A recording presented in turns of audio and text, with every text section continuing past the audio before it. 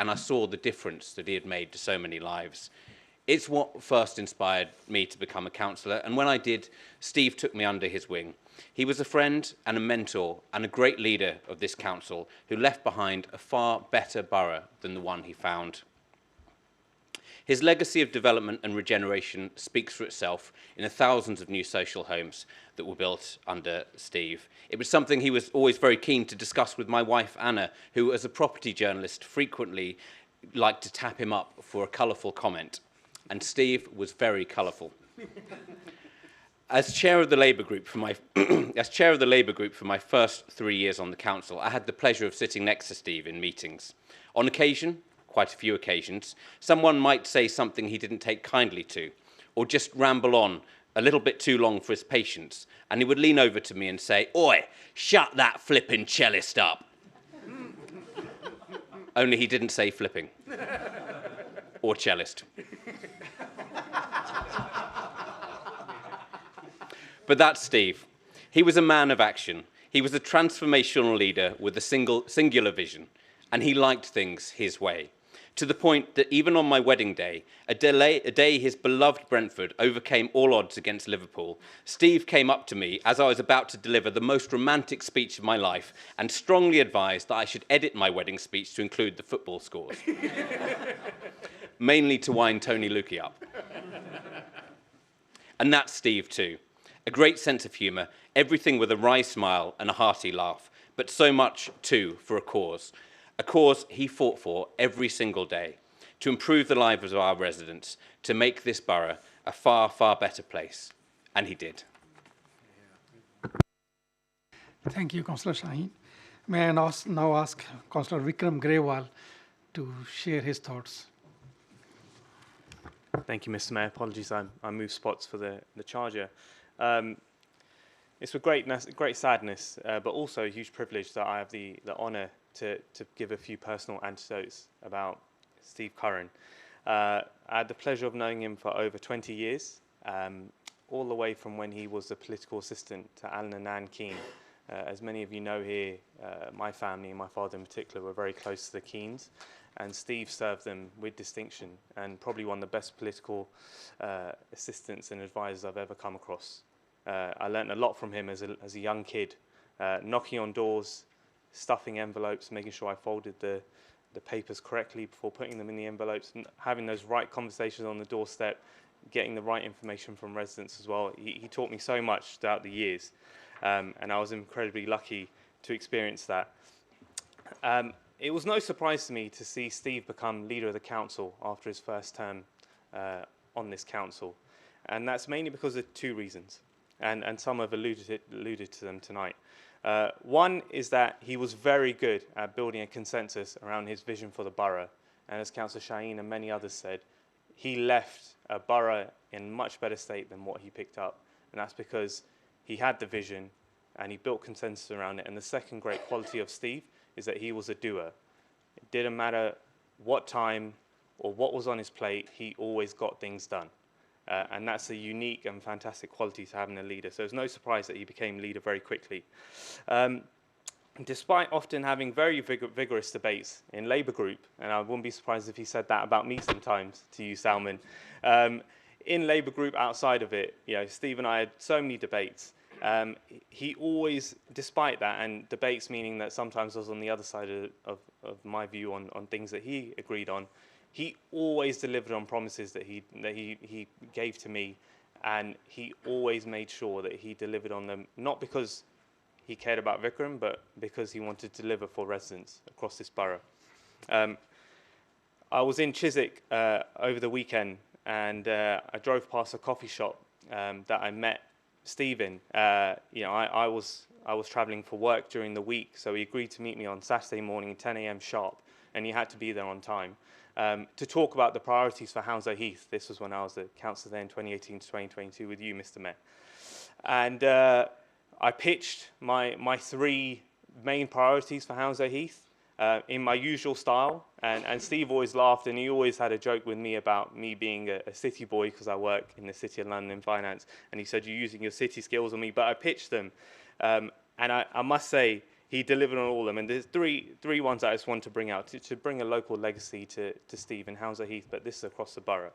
The first one is the £1.4 million investment in the Hounslow Heath Nature Reserve.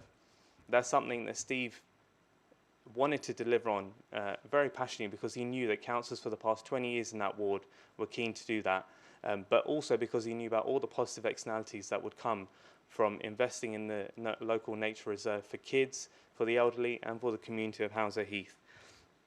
The second thing was to protect a centre that's very close to my heart, and that's a Hounslow Multicultural Centre. Again, we used to have a lot of fights, debates about it, but he always made sure that he protected it where possible, because he knew, for example, during the pandemic, but on a daily basis, that they were helping the elderly and needy in society. So thank you in particular for that.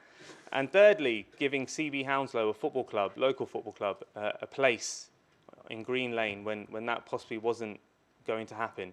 But that's because in his heart, from his days in rugby, his passion for cricket, his passion for his beloved Brentford Football Club, he knew about the positivity you can get from being part of sports, particularly as a child, particularly in the London Borough of Hounslow, where the opportunity cost of being involved in sports could be many other things that are not so good for the future of our children. So he really made sure that children in Hounslow and in Cranford and neighbouring wards had a grassroots football club on their doorstep to go through and have that structure of a football club in life when they needed it most. The residents of Hounslow Heath will be forever grateful for Steve and his local legacy in that ward. Personally, I'll miss having Steve on the other side of the phone. Despite being the leader of the council, it was incredible. You would text him at any time of the day, near enough any time, not after 10 p.m, and he would call you within a few minutes, as long as he wasn't at dinner with Councillor McGregor or getting angry about the wheelie bin situation. But he was always accessible, and for a man that, looking at his diary, for a man that was, and Niall would know this as well, a man that was in a million places at once, he always had time, not just for me, but for colleagues across the floor tonight. And that was a testament to the passion that he had. In terms of legacy, sadly when someone passes, the immediate reflection you have is, what's the legacy of this individual? A few things came to my mind on this. There's a phrase, when the going gets tough, the tough gets going. And that was Steve to a T. We saw when our residents needed him the most during the pandemic, he was there, front and centre, even put himself at risk because we didn't know what would happen with COVID and the ramifications on our health that would be there. But he was there around the clock for our residents. Number two, he delivered thousands of forever homes for people in society that wouldn't have had them if it wasn't because of him. You see so many developments now across the borough that are going on and have gone in the past few years, and that's Steve's legacy. And Councillor Rajawat and others were right. He didn't just go there for the photo, and Councillor Bruce. He went there because he cared about people. And that's a real forever legacy that people that never met him will be touched by Steve and his determination. Thirdly is that he was a fantastic example for I was young once upon a time, or younger than I am now, young councillors and councillors broadly on this council and across the country about how to be an exemplary public servant. Even if it included, and I look at Councillor Mashisho, when on our side we would do cross-party initiatives, like we did collecting laptops for thousands of children during the pandemic. The administration under Councillor Bruce and his brief, we were doing that, but we want to supplement that because of the needs at that time. And though Steve grumbled about it, he picked up the phone and he said, Vikram, let me know anytime what you need from the council. He wrote about it in his blog a few times, and he even put it in Hounslow Matters, because ultimately he was proud that two councillors that he knew outside of the council for a very long time got together, put our political differences aside for the children of this borough. And that showed the softer side of Steve. Everyone remembers him as a strong man, a strong leader, but he had a soft side. He had a very strong, other side as well, but he did have a soft side to him. So in conclusion, Mr. Mayor, he was a great man, incredibly strong leader, a champion for the London Borough of Hounslow, and above all, a friend to all of us. So thank you, Steve. You were gone, you've been taken from us too soon, but often the good people are. So we're forever grateful, and we'll miss you very dearly. Thank you. Thank you, Vikram Grewal. May I now ask Councillor Mashisho to express your views?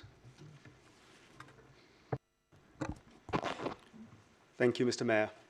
I'm wearing today our tie, Richmond tie. Steve Curran was a member of Richmond Rugby Club. He was also a rugby player for them. Surprisingly, he was a winger. He played on the wing, imagine that. So on behalf of Richmond Rugby Club, I would like to express my thanks to Steve for his contribution to the club. I knew Steve first through his superstar boy, Sam Curran. I was coaching the rugby team a few years above his group, and I spotted this bloke always on the sidelines, walking around, and you could straight away see whose son it was that was playing, that he was watching. They were almost identical. But I finally made contact with him when I get my turn to coach Sam's year group. And the first thing that you spotted with Steve was his sense of humor. Very, very dark at times. But also, he loves ribbing into us. So whenever you gave him a chance to take the mickey, he would. And boy, I gave him loads of chances, and he took them. So he would say things like, "What are you doing that for?" Or something when Sam made a silly pass or something, you say, "Well, why didn't you take him off, Ron? He wasn't doing the right thing. Why did you start him?" And all those kind of things.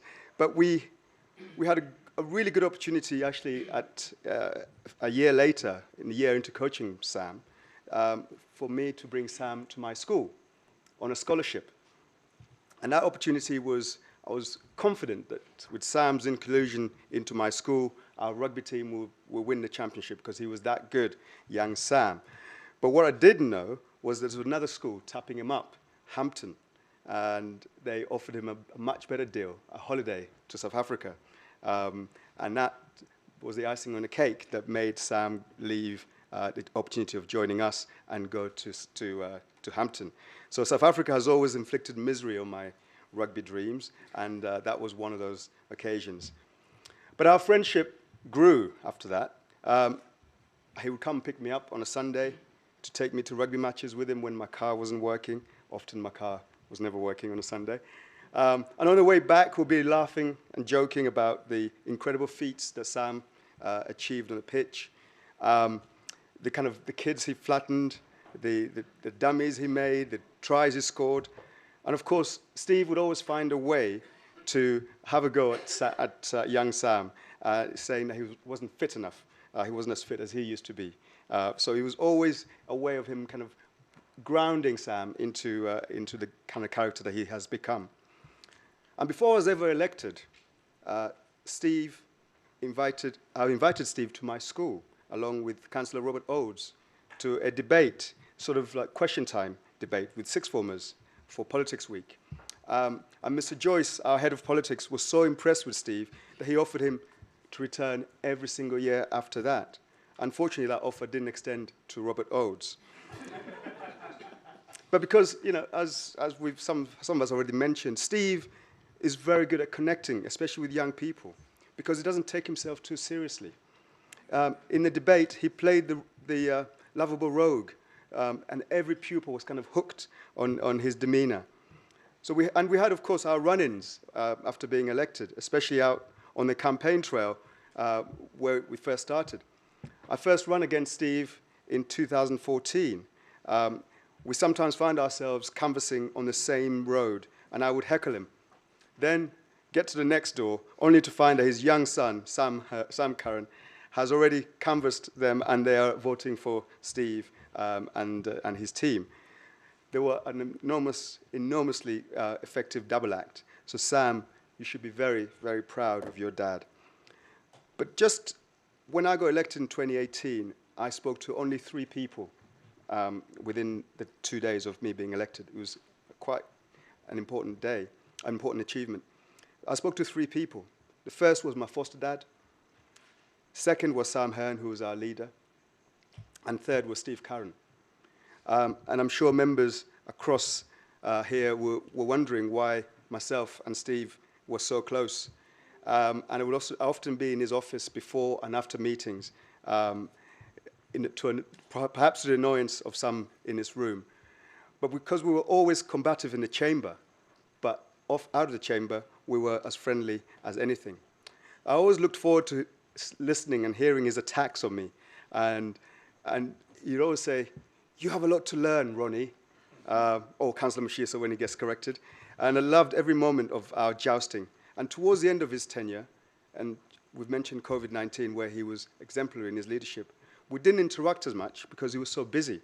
But I was shocked to learn of his diagnosis, of course.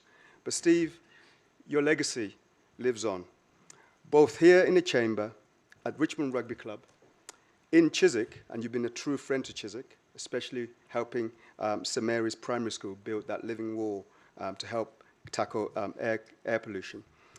But you played rugby for Richmond, as did your son, and we, as members of Richmond Rugby Club, as members of the Conservative group here in opposition, all our prayers are with you and your family.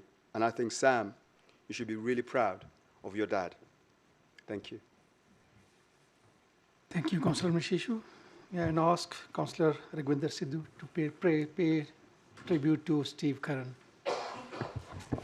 Thank you, Mr. Mayor, for allowing me to pay respect to Councillor Steve Curran, former leader. In 2018, unlike my other colleagues, I was a backbencher. And he's always a good example for the new upcoming councillors. He gave me the opportunity to sit in an interview panel to select our chief executive, Niall, and it was a great opportunity to work with him in that, and lot to learn from him. I remember one time before the pandemic, in a meeting, informal meeting, he told us that he's always available 24/7, and I didn't take him seriously. And during the pandemic, it was true. In my ward, I received a phone call from an old lady saying that my neighbor is behaving very differently. So I was scared. I don't know what to do because you're not allowed to go out and help the residents. One name came to my mind was Steve. Gave me a phone call. It was 11 o'clock, night time. And he said, "Don't worry, help is on the way." Within half an hour, I received a phone call from Kelly O'Neilly saying that everything is under control, don't worry. And within an hour, things were taken in control. So I remember him as a courageous leader who led us with courage during the pandemic. My thoughts are with the family, and Steve, you'll be deeply missed. Thank you, Mr. Mayor. Thank you, Councillor Sidhu. May I now ask Councillor Ajmer Grewal to say a few words. Thank you, Mr. Mayor. I echo all that's been said about Steve. He will be sorely missed. When I first met Steve, and especially when I was in his cabinet, I was a bit in awe of him. He was formidable, didn't suffer fools lightly, but his passion, his vision for the borough, his respect for the residents inspired us all. Steve, big butch looking, was really a gentle, friendly soul. He always made time to listen, give advice freely, and encourage as well. His leadership, his empathy for the vulnerable had him working at food hubs during COVID-19, as everyone mentioned. He was a caring man with a big heart. He was a team player. And he loved bees. And when I was talking to him that I've never been to a live football match, he said, "You come with me to the next one." So my first ever live football match at Brentford was with Steve, and it was an eye-opener. He loved the bees, and what a legacy he's left for them with a new stadium. Putting Brentford bees in a new home was his dream, and he realised his dream. He achieved it, along with many other dreams for the betterment of Hounslow. He did so much for the borough, so I just want to say thank you, Steve. It was an honour knowing you and a privilege working with you. Thank you. Thank you, Councillor Ajmer Grewal. May I now ask Councillor Preetham Grewal to say some words. Thank you, Mr. Mayor. I called Steve a couple of weeks before he passed away, and like Councillor Bruce and Councillor Bath said, he was in a good spirit, but most of the time he was talking about Hounslow. Mr. Mayor, as everybody said, He was a great counselor and a leader. I was in Steve's cabinet, and yes, we agreed and disagreed on many things when making tough decisions, but he was always very supportive. I learned a lot from Steve politically. He was always fair and honest with his advice and opinions. He was tough, stood by his ideologies, and he loved seeing Hounslow develop. He used to say, "I'm only happy when I see big cranes in the skyline across the borough." The development of the borough was his pride and joy. He was a good man and good friend. I remember when I was a mayor, Steve and I went to Buckingham Palace for tea, which was an experience in itself, but with Steve there, with his comments and sense of humor, made it priceless. Thank you for all you have done, and rest in peace, my friend. Thank you, Mr. Mayor. Thank you, Councillor Preetham Grewal. May I now ask Councillor Gurung to share your thoughts? Thank you, Mr. Mayor. Good evening, everyone. It's great to see so many people here tributing our good friend and late leader of the council, Mr. Steve Curran, who served 8 fantastic years as a leader. Even though we are of many different ages and have all kind of jobs and political party interest, we all certainly have one thing is in common: our admiration for a man who never quit the job is done. That man, of course, is Steve Curran. I have known Steve for about 10 years. I first met him in Old Civic Center in 2014. Then he has become the leader of the council since then. He was always there to support and help. To win the 2 elections together. I was the last mayor during his second term as the leader in 2021 and 22.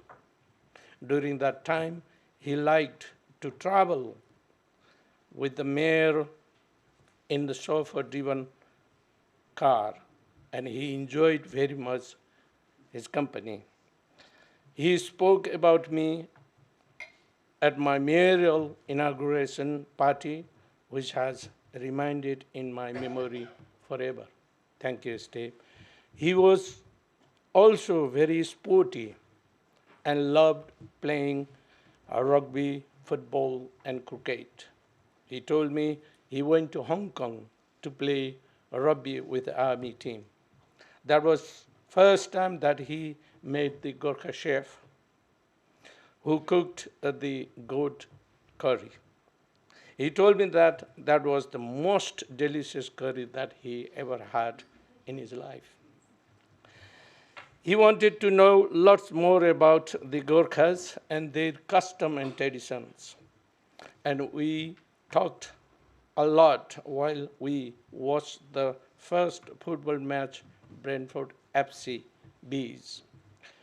Mr. Mayor, it is the saddest news that he passed away. I'm surprised and shocked that he has gone forever. May his departed soul rest in peace, and heartfelt condolence to his bereaved family. You will be forever missed, but never forgotten. Thank you, Mr. Mayor. Thank you, Councillor Gurung. May I now ask Councillor Thompson to express his views? Thank you, Mr. Mayor. I first came across Steve when he was the agent for Anne Keane, and I was the leader of the council. And he submitted a Freedom of Information request asking how many times I had met with the developer Ballymore to discuss their plans for Brentford. So I replied that due to the global financial banking crisis and the subsequent crash of the UK property market, Ballymore had put their entire team and all their plans on hold, and there was, in effect, no one to talk to. As the consummate politician that Steve always was, he used my reply in leaflets to label me, and not for the first time in my life, and maybe not the last time in my life, as a wicked, lazy Tory who, in this case, clearly did not care about the people of Brentford and the regeneration of the town centre. Despite our political differences, Steve and I were always able to find common ground. I suppose what I'm saying echoes much of what's been said tonight. We found time to listen to each other's views. I'm not sure we changed each other's views, but we listened. And we were able sometimes to focus on those areas where we could together work to make life better for the people of Hounslow. As a former council leader, I think I can recognise in Steve many of those sort of traits that good council leaders need. He could, and again, this has all been said, he could think strategically.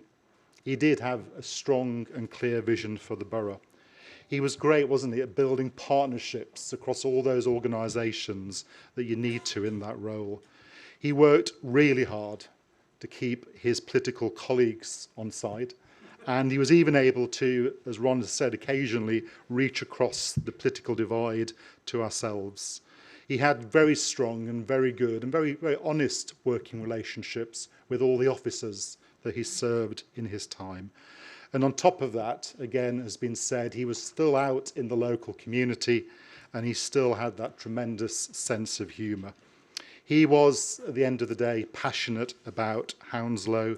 He was passionate about delivering good quality public services for our residents, and he was passionate about driving forward his projects. I, like Catherine Dunn mentioned, have come across many people in recent days who have been grateful both for the time and the care he put in to fighting their corner. At this time of Steve's passing, it's fitting that tonight we remember the real contribution that he wanted to make and that he did make for the people of this borough and beyond.